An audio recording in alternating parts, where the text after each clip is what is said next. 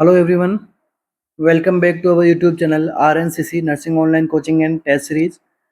तो आप सभी को पता है अभी हमारी क्लासेस चल रही है एसजीपीजीआई के मॉडल पेपर के हिसाब से। तो हम कुछ क्वेश्चंस पुट ऑन करते हैं यहाँ पे एग्जाम के अकॉर्डिंग, यहाँ पे सिलेबस के अकॉर्डिंग। और क्वेश्चन सारे वही रहते हैं जो प्रीवियस एग्जाम्स के अंदर पूछे जा चुके हैं, लाइक जैसे ESIC और एसजीपीजीआई के जो लेवल का जो एग्जाम रहते हैं उनके अंदर पूछे जाते हैं।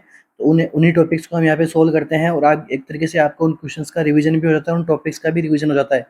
तो उन्हीं की क्लासेज हम यहाँ पे करवाते हैं। साथ साथ में हम टेस्ट सीरीज भी रन करवा रहे हैं। अभी हम एसजीपीजीआई की चला रखे थे, तो अब हम पीजीआई के लिए भी हम टेस्ट सीरीज लेके आ रहे हैं, जो कि एकदम अफोर्डेबल रेंज में रहेगी। तो जो भी स्टूडेंट है पीजीआई के लिए भी प्रिपरेशन कर रहा है तो वो उसको भी कंसिडर कर सकता है। तो शुरू करते हैं आज की अपनी क्लास को। अपना फर्स्ट एमसीक्यू है, a non opioid analgesic of the below is. नीचे दिए गए ऑप्शंस में से कौन सा एनाल्जेसिक एक नॉन ओपिएड एनाल्जेसिक है? ब्यूटेरफेनॉल, पेंटाजोसिन, नेप्रोक्सेन या फिर बुप्रेनोर्पिन। कौन सा एनाल्जेसिक एक नॉन ओपिएड एनाल्जेसिक की कैटेगरी में आता है? क्या रहेगा अपने इस क्वेश्चन का करेक्ट आंसर? तो देखिए इसके अंदर हमारा आंसर कौन सा करेक्ट होगा, ऑप्शन नंबर सी। ठीक है, नेप्रोक्सोन जो है वो ठीक है एनाल्जेसिक है, जबकि ये नॉन ओपियोइड एनाल्जेसिक है। ठीक है, ओपियोइड एनाल्जेसिक की कैटेगरी में नहीं आता है। ठीक है, तो ये किसकी कैटेगरी में आता है? इट कम्स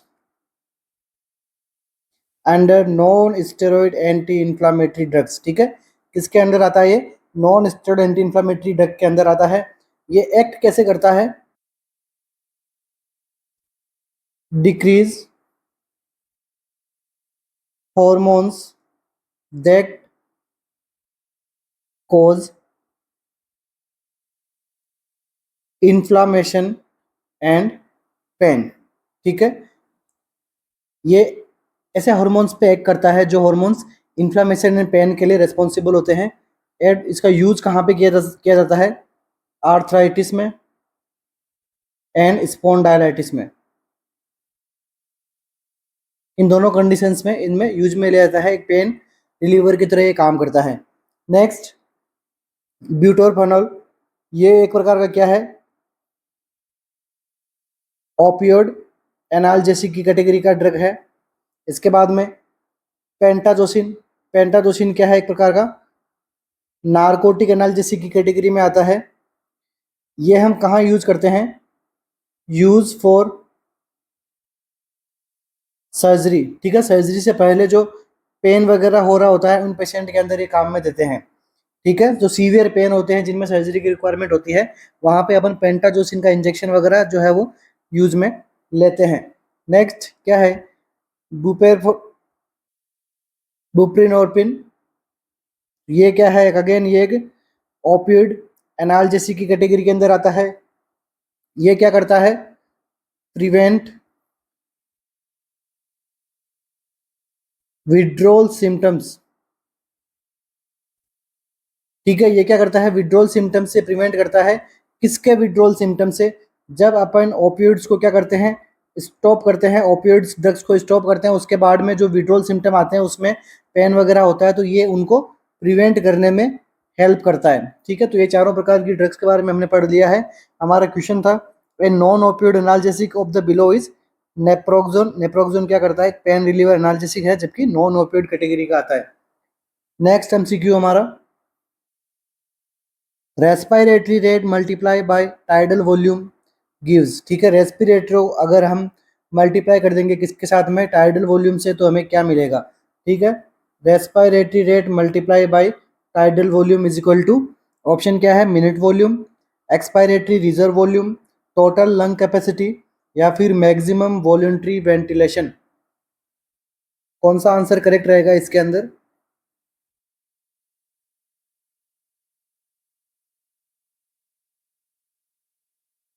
तो इसका आंसर जो रहेगा वो रहेगा मिनट वॉल्यूम। ठीक है, इसको हम क्या कहेंगे? Minute volume. रेस्पिरेटरी रेट को टाइडल वॉल्यूम को अपन जब मल्टीप्लाई करते हैं तो क्या आता है? Minute volume. मिनट वॉल्यूम का क्या मतलब हो गया? गैस इनहेल्ड और एक्सेल फ्रॉम ए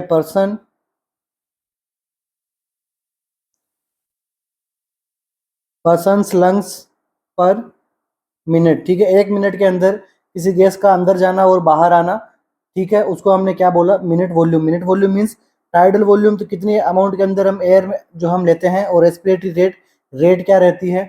ठीक है, तो उन दोनों का मल्टीप्लीकेशन को हम क्या कहते हैं, मिनट वॉल्यूम। ठीक है, टाइडल वॉल्यूम किसको कहते हैं, इससे भी एग्जाम में क्वेश्चन बनता है। तो टाइडल वॉल्यूम क्या हो गया, volume of air displaced between normal inhalation and exhalation with no extra effort. ठीक है, टाइडल वॉल्यूम के अंदर क्या होता है, जो हम नॉर्मल इनहेलेशन एक्सपेलेशन करते हैं उसके बीच के अंदर जो गैसेस हमारे लंग्स में जाती है, हमें कुछ इसके लिए एक्स्ट्रा एफर्ट नहीं करना पड़ रहा है। ठीक है, तो इसकी जो वॉल्यूम रहती है उसको हम क्या बोलते हैं, टाइडल वॉल्यूम। ठीक है, नेक्स्ट क्या दिया गया है, expiratory reserve volume. Expiratory reserve volume क्या होती है, extra volume of air can be expired by forceful. ठीक है, जो हम वॉल्यूम को, जो हम नॉर्मल गैस को एक्सपिरेशन करते हैं, एक्सपिरेशन के बाद में एक्स्ट्रा फोर्सफुली अपन जो भी बची कुची जो भी एयर रहती है लंग्स के अंदर उसको भी एक्सपीरेट करते हैं, तो उसको हम क्या बोलते हैं, एक्सपीरेटरी रिजर्व वॉल्यूम। ठीक है, नेक्स्ट आपको यहाँ पे ऑप्शन में दिया गया है total lung capacity. Total lung capacity का क्या मतलब होता है, max amount of air that can be fill in the lungs. ठीक है, मैक्सिमम अमाउंट में कितनी अपन एयर को अपन लंग्स के अंदर फिल करके रख सकते हैं, वो होती है हमारी टोटल लंग की कैपेसिटी, कैपेसिटी कहलाती है। ठीक है, तो क्वेश्चन क्या था हमारा, respiratory rate multiply by tidal volume gives minute volume. Next MCQ हमारा, which of the following is an example of unintentional टोट। अनइंटेंशनल टोट का कौन सा एग्जाम्पल है, डिफेमेशन, असोल्ट, नेग्लिजेंस या फिर इन्वेजन ऑफ प्राइवेसी। कौन सा ऑप्शन है जो अनइंटेंशनल टोट की कैटेगरी में आता है।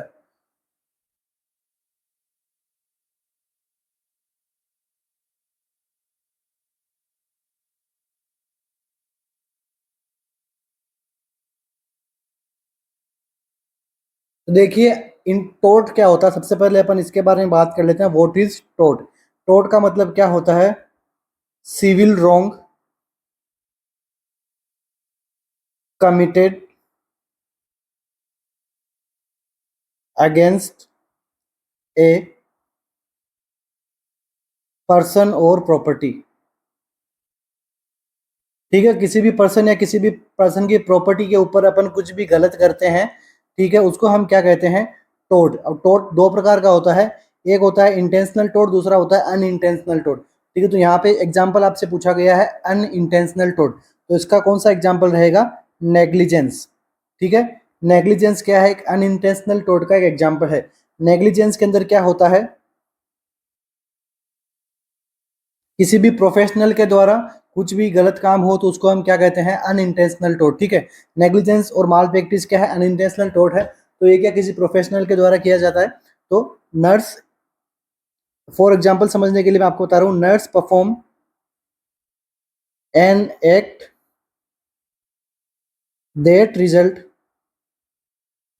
इन ए पेशेंट इंजरी और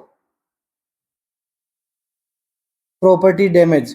ठीक है, नर्स खुद ऐसा कर देती है जिसकी वजह से क्या हो रहा है, उस पेशेंट को इंजरी हो रही है, या फिर उस पेशेंट के पास में जो भी प्रॉपर्टी है, चाहे वो इंस्टीट्यूट की हो चाहे पेशेंट की हो, तो उस प्रॉपर्टी का भी डैमेज होना क्या कहलाता है, नेग्लिजेंस। ठीक है, इसके बाद में देखिए आपको एक वर्ड दिया गया यहाँ पे, क्या, डिफेमेशन। ठीक है, तो डिफेमेशन क्या होता है,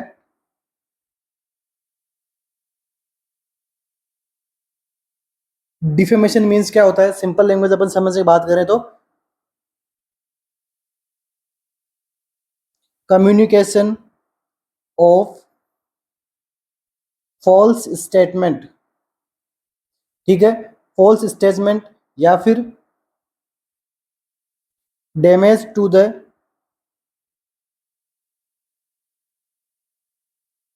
रेपुटेशन ऑफ पर्सन, ठीक है। डिफेमेशन का मतलब होता है कि किसी के प्रति अपन क्या फॉल्स स्टेटमेंट बताते हैं, या फिर उस पर्सन की जो रेपुटेशन है, उसकी इमेज है, उसको हम खराब करते हैं, इसको क्या बोलते हैं, डिफेमेशन। आपने सुना होगा कि कोई पर्सन है, उसने दूसरे पर्सन के ऊपर डिफेमेशन का केस कर दिया, मतलब उसकी मानहानि का केस हो गया उसके ऊपर, ठीक है। अब इसके भी डिफेमेशन करने के भी दो टाइप होते हैं, फर्स्ट लाइबल, सेकंड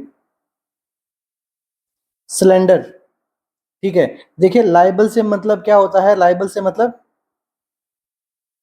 रिटर्न में, ठीक है, रिटर्न के अंदर या फिर पिक्चर फॉर्म में किसी पर्सन का डिफेमेशन होना, वो कहलाता है लाइबल डिफेमेशन। दूसरा होता है स्लैंडर, स्पीच के द्वारा या फिर स्पोकन वर्ड्स के द्वारा किसी पर्सन की इमेज खराब करना, उसको बोलते हैं अपन स्लैंडर डिफेमेशन। नेक्स्ट आपको क्या दिया गया है, असोल्ट।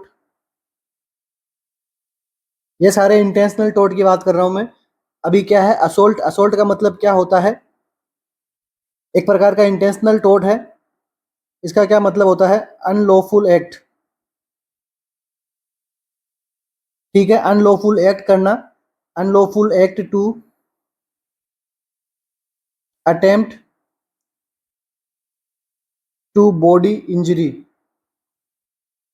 ठीक है। उस किसी भी पर्सन को उसकी बिना परमिशन के उसको टच करना या फिर उसकी बॉडी को हानि पहुंचाना, ये क्या होता है, असोल्ट की कैटेगरी के अंदर आता है। नेक्स्ट एंड लास्ट क्या है अपने पास में, invasion of privacy. Invasion of privacy अपन किसको बोलते हैं, unwanted intrusion of private affairs, ठीक है। किसी भी पर्सन के प्राइवेट अफेयर्स हैं या फिर उसका जो प्राइवेट वर्क है उसके अंदर उसकी बिना स्वीकृति के, उसकी बिना परमिशन के अपन इंट्रूजन करते हैं, अपना इंटरफेयर करते हैं, उसको क्या बोलते हैं, इन्वेजन ऑफ प्राइवेसी। उसकी प्राइवेसी का वहाँ पे हनन हो रहा है, ठीक है। तो ये किस में आते हैं, इंटेंशनल टोड में। अपन जानबूझ के ऐसा करते हैं तो वो होता है इंटेंशनल टोड। बाकी नेग्लिजेंस, माल प्रैक्टिस किस में आते हैं, अनइंटेंशनल टोड की कैटेगरी में आते हैं। Next MCQ, the meaning of remission is, ठीक है, the meaning of remission is the person is clinically cured, the severity of disease increase, the symptoms reappear, the disease is present but person does not experience symptoms. What do you mean by remission.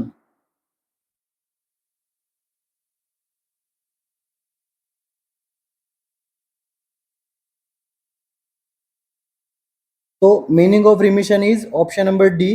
Remission का क्या मतलब होता है, disease तो present है but उस disease से related उस पर्सन में किसी भी प्रकार के सिम्टम्स को वो एक्सपीरियंस नहीं कर रहा है, ठीक है। लाइक एग्जाम्पल की अपन बात करें तो कैंसर, ठीक है। कैंसर अगर किसी पर्सन को होता है तो शुरुआती दौरान उसके अंदर डिजीज तो वहाँ पे प्रेजेंट है, बस उस डिजीज के अंदर फर्स्ट स्टेज के अंदर पर्सन को पता नहीं लगता है कि उसको कैंसर हो गया है, ठीक है। तो कैंसर में भी अपन टाइप की बात करते हैं तो कॉलन कैंसर, ओके। तो ये एक मतलब होता है रिमिशन का, पूछा गया एमसीक्यू है, सारे क्वेश्चन पूछे गए हैं तो ध्यान में रखना, आ सकते हैं एग्जाम के अंदर। नेक्स्ट एमसीक्यू, एक ग्रुप ऑफ रिलेटेड आइडियाज और स्टेटमेंट इज कॉल्ड। एक ग्रुप ऑफ रिलेटेड आइडियाज, एक जैसे आइडियाज और स्टेटमेंट को हम क्या कहते हैं, थियरी, फिलोसॉफी, कॉन्सेप्चुअल फ्रेमवर्क या फिर पैराडिग्म। एक ग्रुप ऑफ रिलेटेड आइडियाज और स्टेटमेंट इज कॉल्ड,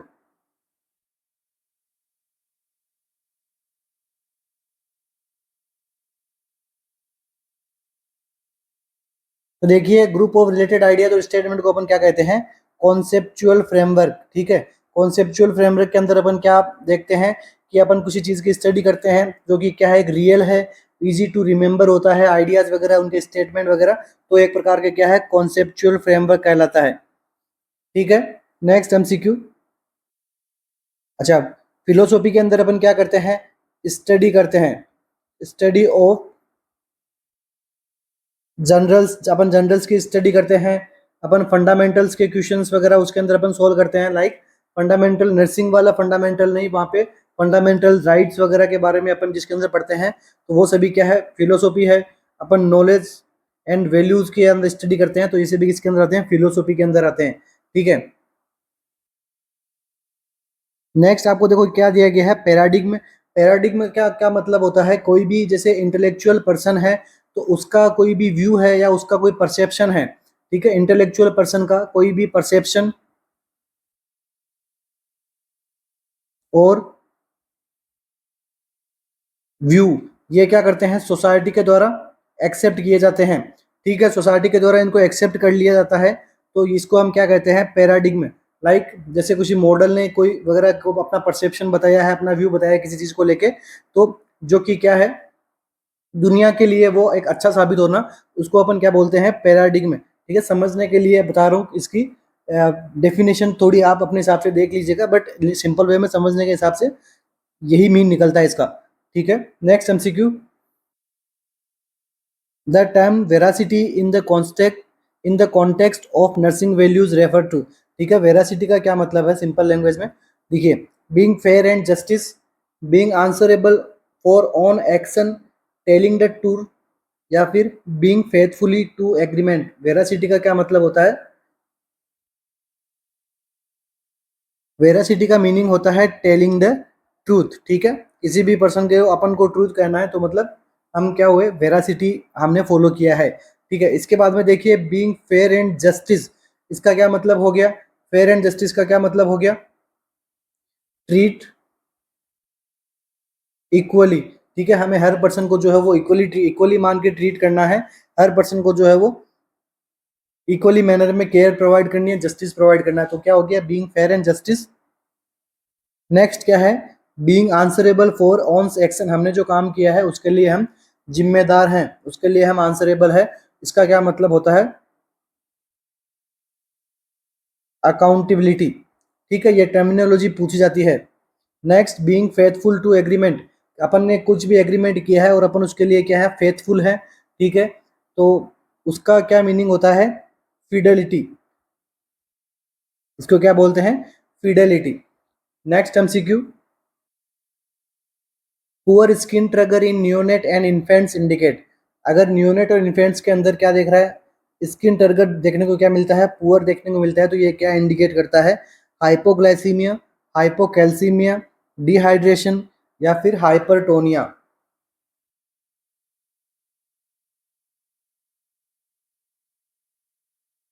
ये क्या होता है, ये होता है डिहाइड्रेशन की कंडीशन, यहाँ पे न्यूनेट या न्यूबॉर्न के अंदर देखी गई है, ठीक है। इसी के साथ ही और क्या क्या होगा, शंकन फोंटानेल्स जो है वो बच्चों के, वो क्या हो जाएंगे, शंकन श्रंक हो जाएंगे, ठीक है। यूरिन कैसा आएगा, कंसंट्रेटेड यूरिन देखने में मिलता है, ठीक है। तो ये कुछ चीजें हैं जो ड्राइड लिप्स, ये चीजें अपने देखने को मिलती है किसमें, डिहाइड्रेशन में। हाइपोग्लाइसीमिया, हाइपोग्लाइसीमिया अगर लेस देन 50 mg/dl से नीचे होता है तो अपन कह सकते हैं कि हाँ, पेशेंट को हाइपोग्लाइसीमिया है। नेक्स्ट, हाइपोकैल्सीमिया, हाइपोकैल्सीमिया के अंदर लेस देन 8 mg/dl अगर कैल्शियम का लेवल हो तो इसको हम क्या बोलते हैं, हाइपोकैल्सीमिया। इसके अंदर क्या क्या सिम्टम आते हैं, पेशेंट को हाइपोटोनिया हो जाता है, इंक्रीज हार्ट रेट टेकिकार्डिया देखने को मिलता है, इंक्रीज रेस्पिरेटरी रेट टेकिपनिया देखने को मिलता है, पुअर फीडिंग होती है पेशेंट के अंदर जिसको हाइपोकैल्सीमिया होता है, जिटरनेस आती है, और सबसे लास्ट में टिटेनी। टिटेनी के अंदर क्या होता है, कैल्शियम का अमाउंट बॉडी में कम हो जाता है तो हाइपोकैल्सीमिया होता है। इसके अंदर कौन सा साइन आता है, चेवोस्टेक साइन, ध्यान में रखना, एग्जामिनर पूछता है, ठीक है। चेवोस्टेक साइन किसमें देखने को मिलता है, टिटेनी के अंदर। इसके बाद में क्या आता है, हाइपरटोनिया, हाइपरटोनिया के अंदर क्या जो मसल्स होती है वो कैसी हो जाती है, रिजिड हो जाती है, टाइट हो जाती है, उसको अपन बोलते हैं हाइपरटोनिया। नेक्स्ट एमसीक्यू,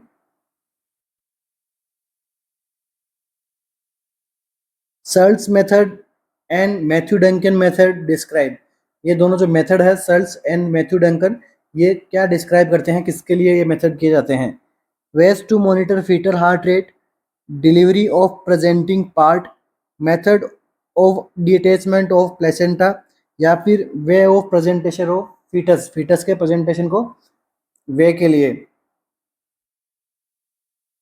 कौन सा ऑप्शन करेक्ट होगा, देखिए, Schultze's method and Matthew Duncan method किसके लिए होते हैं, method of detachment of placenta, ठीक है। क्वेश्चन काफी इंपॉर्टेंट है, पूछा गया का एमसीक्यू है, तो ध्यान में रखना। तो देखिए, सबसे पहला मेथड अपन किसके बारे में बात करते हैं, स्लड्ज मेथड। ठीक है, स्लड्ज मेथड किसके लिए, आप देखो इससे क्या क्वेश्चन बनता है, इससे क्वेश्चन बनता है सेपरेशन का। तो स्लड्ज मेथड में कहाँ से प्लेसेंटा सेपरेशन होती है, सेंटर सेपरेशन।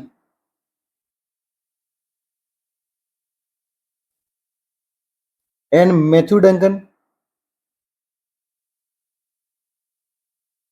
मैथ्यू डंकन में कहाँ से होती है, मार्जिनल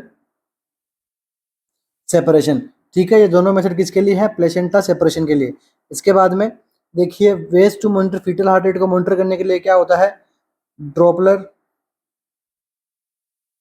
फिटोस्कोप, ये सब चीजें आती है। Delivery of presenting part, ways of presentation of fetus. ठीक है, प्रेजेंटिंग पार्ट की डिलीवरी मीन्स जो हेड है तो हेड के अंदर प्रेजेंटिंग पार्ट कौन सा, सिफेलिक। ठीक है, तो जैसे इन सब चीजों के बारे में पढ़ते हैं तो वो delivery of presenting part. Next MCQ हमारा, a cell they take part in innate immunity by killing viruses infected cells is. एक सेल है जो किस में काम में आती है, इनेट इम्यूनिटी।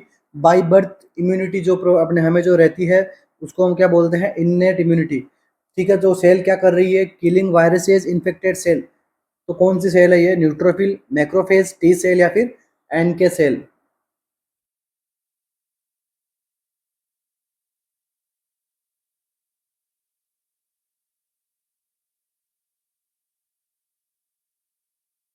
तो देखिए ये सेल होती है क्या, एनके सेल। एनके सेल का क्या फुल फॉर्म होती है, natural killer cell. NK cell किसको बोलते हैं, नेचुरल किलर सेल। ठीक है, जो एक प्रकार का टाइप किसका होता है, डब्ल्यूबीसी का ये टाइप होता है। तो इसके अंदर क्या होते हैं, इस सेल के जो ग्रेन्यूल्स होते हैं वो किससे अटैच हो जाते हैं, एंजाइम से। ठीक है, जो वायरस के एंजाइम्स होते हैं उनके साथ में अटैच होके उसको क्या कर देता है, सेल को डेथ कर देते हैं। ठीक है, जो वायरस जो सेल रहती है उसको डेथ कर देते हैं। तो इसको, इस प्रोसेस को हमने क्या बोला, एपोप्टोसिस। ठीक है, मतलब क्या हो गया, नेचुरल सेल्स ने क्या कर दिया कि नेचुरल सेल्स के जो ग्रेन्यूल्स हैं वो क्या, वायरस सेल्स के जो एंजाइम्स के साथ में कनेक्ट होके जो वायरस जो सेल्स है उनको क्या कर देती है, किल कर देती है। और किल करने की इस पावर को हमने क्या बोला, एपोप्टोसिस। ठीक है, तो ये किसके अंदर काम में आती है, किल ट्यूमर सेल्स को ये किल करने में हेल्प करती है। ठीक है, इसके बाद में देखिए न्यूट्रोफिल्स। न्यूट्रोफिल्स भी क्या काम करती है, first first responder against the infection organism. ठीक है, किसी भी इन्फेक्शन ऑर्गेनिज्म के खिलाफ फर्स्ट जो रेस्पॉन्ड करती है वो कौन सी है, न्यूट्रोफिल। ठीक है, न्यूट्रोफिल क्या करती है, जो भी डैमेज सेल्स होती है ना, डैमेज सेल क्या सिक्रेट करती है, साइटोकाइंस। न्यूट्रोफिल्स क्या करती है, साइटोकाइंस की तरफ क्या होती है, अट्रैक्ट होती है। अट्रैक्ट होकर उसके साथ में बाइंड हो जाती है। ठीक है, तो इसको अपन क्या कहते हैं, कीमोटेक्सिस। ठीक है, बाइंड करके इसको डेक्सटेशन करने में हेल्प करती है। तो ये कौन सी प्रोसेस होती है, कीमोटेक्सिस। इसके बाद में मैक्रोफेजेस। मैक्रोफेज भी किसका टाइप है, डब्ल्यूबीसी का। तो ये क्या करती है, इनगल्फ कर देती है। ठीक है, इनगल्फ करने का काम करती है। तो ये कौन सी प्रोसेस हो गई, फेगोसाइटोसिस। इसके बाद में देखिए टी सेल। टी सेल क्या करती है, ये भी साइटोकाइंस का रिलीज करवा के डैमेज करती है टारगेट सेल को। ठीक है, तो ये कुछ सेल्स है जो हमारी बॉडी में हेल्प करती है।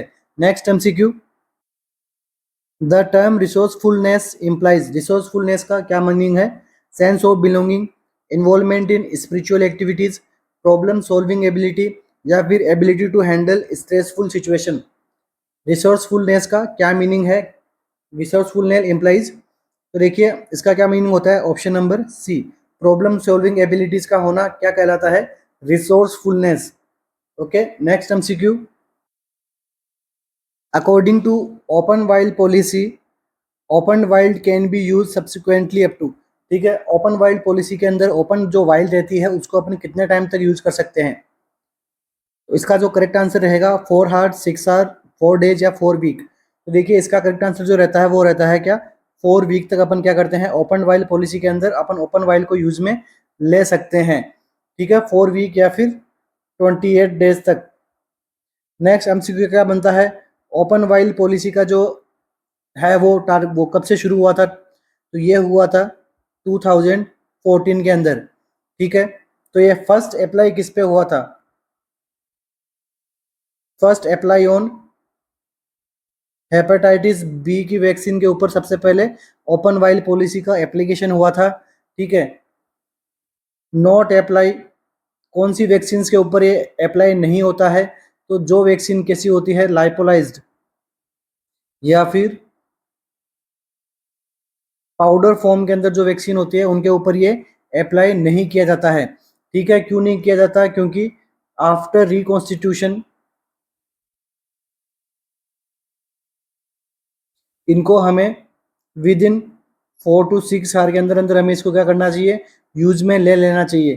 ठीक है, इसलिए अगर आपसे एक वर्ड में पूछे तो 4 आवर्स। ठीक है, इसलिए कभी भी ओपन वाइल पॉलिसी जो है वो लाइपोलाइज्ड वैक्सीन या फिर ऐसी वैक्सीन जो पाउडर फॉर्म में आए उनमें काम में नहीं आती है।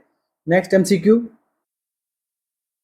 restriction of activities of healthy person who have been exposed to a case is called।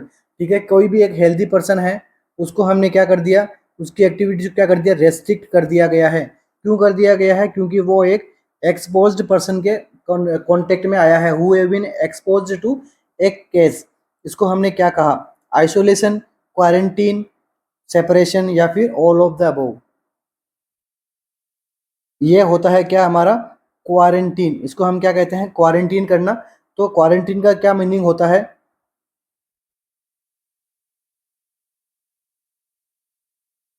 Healthy person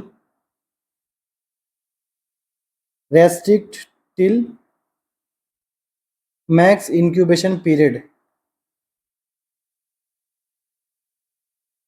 ठीक है, मैक्स इंक्यूबेशन पीरियड तक किसी भी एक हेल्दी पर्सन को जो कि केस के कांटेक्ट में आता है उसको हम क्या कहते हैं, क्वारंटीन करना। ठीक है, नेक्स्ट क्या आता है, आइसोलेशन। आइसोलेशन के अंदर अपन क्या करते हैं, इन्फेक्टेड पर्सन को अपन क्या करते हैं, रेस्ट्रिक्ट करते हैं। ठीक है, टू मैक्स कम्युनिकेबल पीरियड। ठीक है, यहाँ पे मैक्स इंक्यूबेशन पीरियड है और यहाँ पे मैक्स कम्युनिकेबल पीरियड है और दोनों की डेफिनेशन चेंज होती है। ये करते हैं अपन हेल्दी पर्सन को, ये करते हैं अपन इन्फेक्टेड पर्सन को। ठीक है, next, quarantine which level of prevention, quarantine is which level of prevention, तो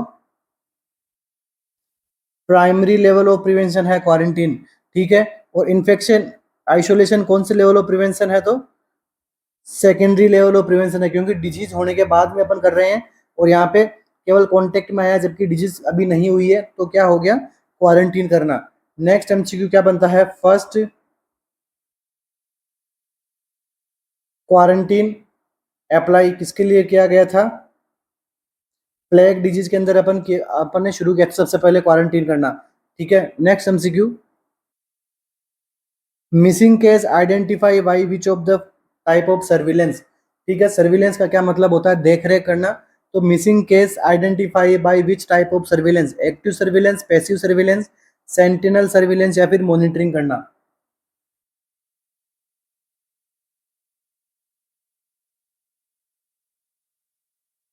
तो देखिए मिसिंग केस का पता लगाने के लिए कौन सा सर्विलेंस होता है, इसको हम बोलते हैं सेंटिनल सर्विलेंस, जो मेनली किसके लिए किया जाता है, एचआईवी केसेस का पता लगाने के लिए।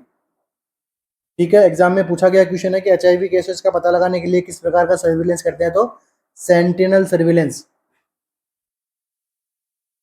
नेक्स्ट एमसीक्यू हमारा, which is the best indices which is the best index for burden of disease, burden of disease का पता लगाने के लिए बेस्ट इंडेक्स कौन सा है, case fatality rate, disability adjusted life years या फिर डिपेंडेंसी रेशियो या फिर मोर्बिडिटी डाटा।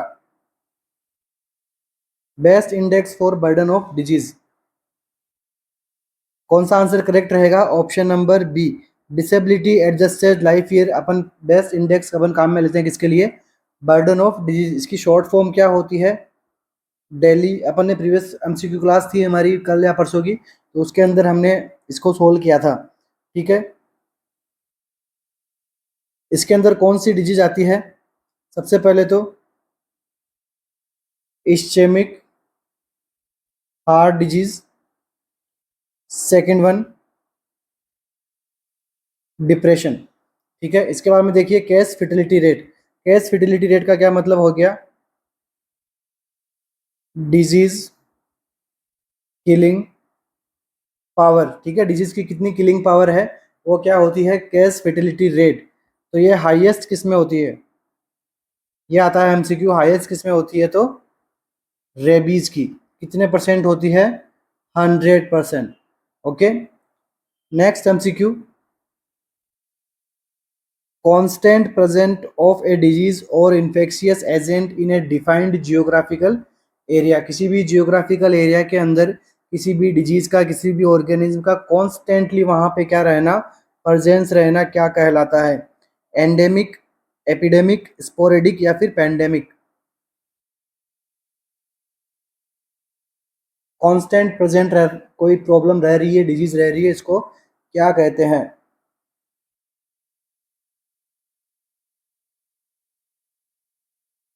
इसका आंसर जो होगा वो होगा क्या? एंडेमिक। ठीक है, एंडेमिक का मतलब हो गया कांस्टेंट प्रेजेंट रहना। तो समझने के लिए अपन समझ सकते हैं कि एंडेमिक का मीन्स क्या हो गया? एंडलेस। ठीक है, ऐसी प्रॉब्लम जो एक एंडलेस है तो वो क्या आती है? एंडेमिक। अब देखिए एपिडेमिक। एपिडेमिक का क्या मतलब होता है? सडन आउटब्रस्ट होना। ठीक है, उसके बाद में पेंडेमिक। पेंडेमिक के अंदर क्या आता है? वर्ल्ड वाइड वो जो प्रॉब्लम है, वो डिजीज कंडीशन है, वो फैल जाना, किस में आती है? पेंडेमिक के अंदर। ठीक है, एक और होता है स्पोरेडिक। स्पोरेडिक के अंदर क्या होता है? स्कैटर्ड मैनर के अंदर कोई भी डिजीज कंडीशन फैलना एक जगह, उसके बाद में कुछ किलोमीटर्स के बाद में वो दिखाई दे रही है, फिर कुछ माइल्स के बाद में, एरिया के बाद में वो डिजीज दिखाई दे रही है, तो ये होती है sporadic. Next MCQ. How many population cover by anganwadi worker.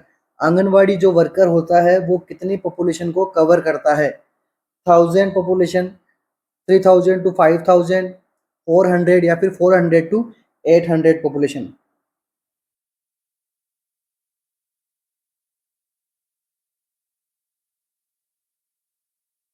Anganwadi worker को बारे में पूछा गया है, तो देखिए आंगनवाड़ी वर्कर का जो रहता है वो रहता है 400 to 800 की पॉपुलेशन को कवर करता है। ठीक है, तो ये सबसे पहले कब शुरू किया गया था? सबसे पहले आईसीडीएस की स्थापना कब कब हुई थी? आईसीडीएस 1975। ठीक है, आईसीडीएस के अंदर ही आंगनवाड़ी वर्कर कॉन्सेप्ट लाया गया था। ठीक है, आंगनवाड़ी वर्कर कॉन्सेप्ट लाया गया था, तो ये एक वर्कर जो है वो 400 to 800 पॉपुलेशन के ऊपर काम करती है। Next MCQ. Which is the structural and functional unit of health care system in India. India के हेल्थ केयर सिस्टम के अंदर उसकी स्ट्रक्चर एंड फंक्शनल यूनिट क्या है? Central level system, district level system, 3 tier system या फिर state level system. कौन सा आंसर करेक्ट रहेगा इसके अंदर?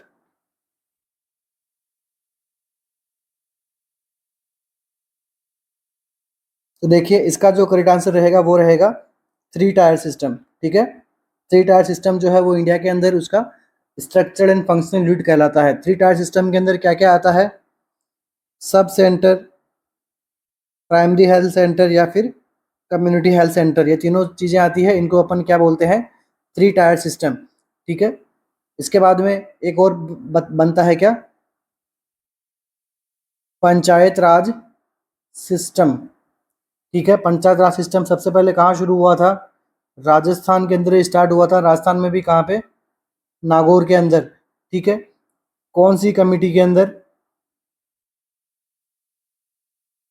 बलवंत राय कमेटी के अंदर। कब हुआ था? 1959 के अंदर एस्टैब्लिश हुआ था। ओके, इसका आंसर क्या रहेगा? 3 टायर सिस्टम। Next MCQ.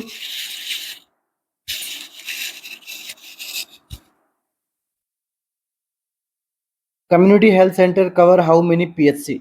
एक पीएचसी या फिर एक सीएचसी जो है वो कितनी पीएचसी को कवर करेगी, एक कम्युनिटी हेल्थ सेंटर कितने प्राइमरी हेल्थ सेंटर को कवर करती है, 4, 6, 8 या फिर 24, 4, 6, 8 या फिर 24। इसके लिए पूछा गया है, पीएचसी के लिए पूछा गया है कौन कवर करती है, सीएचसी। तो एक सीएचसी कितनी पीएचसी को कवर करेगी, 4 पीएचसी। ठीक है, देख लीजिए। सब सेंटर, सब सेंटर कितने विलेज को कवर करता है, 4 विलेज को कवर करता है। एक सब सेंटर, एक पीएचसी कितनी सब सेंटर को कवर करता है, 6 सब सेंटर को कवर करता है। और एक सीएचसी कितनी पीएचसी को कवर करता है, 4 पीएचसी को कवर करता है। Okay, next MCQ. Still birth rate include fetus die after, fetus die कितने वीक के बाद में होता है, जिसको हम बोलते हैं स्टिल बर्थ रेट या फिर SBR। 20 वीक, 24 वीक, 28 वीक या फिर 36 वीक, कितने टाइम बाद अगर फीटस जो है वो डेड हो जाता है तो इसको हम क्या बोलते हैं, स्टिल बर्थ रेट।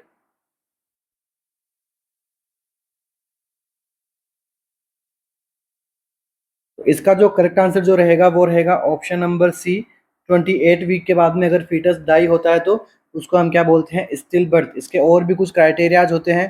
सबसे पहला क्या हो गया, गेस्टेशनल पीरियड कितना होना चाहिए, 28 वीक का तो होना ही होना चाहिए। उसके बाद में क्या आती है, फीटस की हाइट कितनी होनी चाहिए, 32 सेंटीमीटर। उसके बाद में फीटस का जो वेट है वो कितना होना चाहिए, 1000 ग्राम। अगर इतना क्राइटेरिया फॉलो होता है और वो डेट हो जाता है किसने बाद में, 28 वीक के बाद में, इसको हमने क्या बोलते हैं, still birth rate.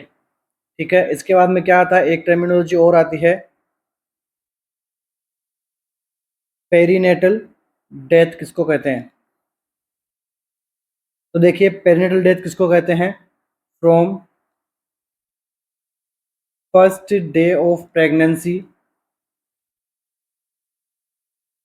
To 7 day after birth, ये क्या कहलाती है, पेरीनेटल डेथ। नेक्स्ट एमसीक्यू हमारा, eligible couple register is maintained at. ठीक है, एलिजिबल कपल्स का रजिस्टर कहाँ मेंटेन होता है, sub centre, primary health centre, community health centre या फिर डिस्ट्रिक्ट हेडक्वार्टर में। एलिजिबल कपल रजिस्टर ये कहाँ होता है, सब सेंटर में होता है। ठीक है, और स्कूल हेल्थ रिकॉर्ड कहाँ होता है, पीएचसी पे। क्या होता है, school health record. Okay, next MCQ, one multipurpose worker cover how much population. एक मल्टीपर्पज वर्कर है एमपीडब्ल्यू, ये कितनी पॉपुलेशन को कवर करता है, 500, 1000, 5000 या फिर 20,000।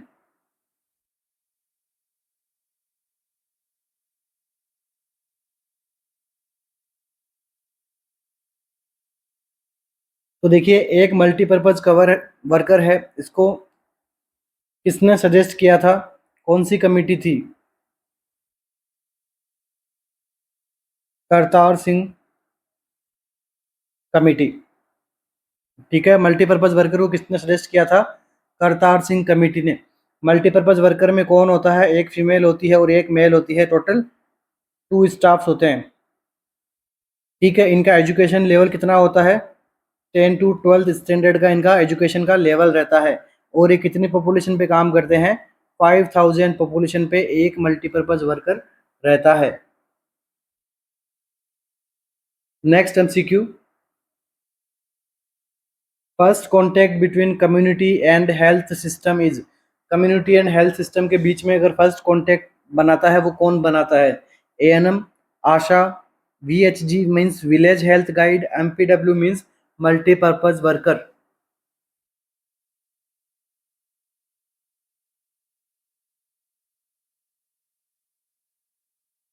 तो देखिए, first contact between community and health system कौन बनाता है, विलेज हेल्थ गाइड। ठीक है, इसका क्या मतलब हो गया, विलेज हेल्थ गाइड जो है वो फर्स्ट कॉन्टैक्ट बनाता है। विलेज हेल्थ गाइड को किसने यहाँ पे एक्सप्लेन किया था सबसे पहले, कौन सी कमेटी के द्वारा? श्रीवास्तव कमेटी के द्वारा विलेज हेल्थ गाइड के बारे में बताया गया था। ठीक है, तो ये कहाँ वर्क करता है? First contact between community and health system पे। ठीक है, तो आंसर कौन सा हो गया? Village health guide. Next MCQ हमारा, checking for sputum acid fast bacillus comes under primary prevention, secondary prevention, tertiary prevention या फिर primordial prevention. Sputum acid fast bacilli को अपन को क्या करना है? चेक करना है कि ये कौन से प्रिवेंशन के अंदर आता है। तो ये हमारे आता है किसमें? सेकेंडरी प्रिवेंशन के अंदर। किसी भी प्रकार का डायग्नोसिस या फिर किसी भी प्रकार का स्क्रीनिंग टेस्ट इसके अंदर आता है सेकेंडरी प्रिवेंशन के अंदर। ओके, इसी के साथ ही आज की अपनी क्लास कंप्लीट होती है। आशा करता हूँ कि आपको क्लास अच्छी लगी हो। अच्छी लगी हो तो प्लीज़ आप कमेंट ज़रूर कीजिएगा, और कुछ डाउट्स वगैरह हो तो कमेंट बॉक्स में कमेंट कर सकते हैं। और लाइक कीजिए क्लास को और सब्सक्राइब कीजिए हमारे यूट्यूब चैनल को। हम डेली बेसिस के ऊपर क्लासेस लेके आते हैं, कुछ एमसीक्यू सॉल्व करते हैं हम यहाँ पे डेली, जो आपके कंपटीशन एग्जाम में काफ़ी ज़्यादा हेल्पफुल रहेंगे अगर अपन डेली क्लासेस के अंदर आप रहोगे तो। और आशा करता हूँ कि आपकी क्लासेस वगैरह और आपका एग्जाम्स वगैरह सभी अच्छे हो। और wish you all the best. Thank you so much बने रहने के लिए। हमारी टेस्ट सीरीज रन करवाई जा रही है, स्पेशली अभी एसजीपीजीआई के लिए हमने करवाई थी। 120 प्लस टेस्ट हमने वहाँ पे लिए थे।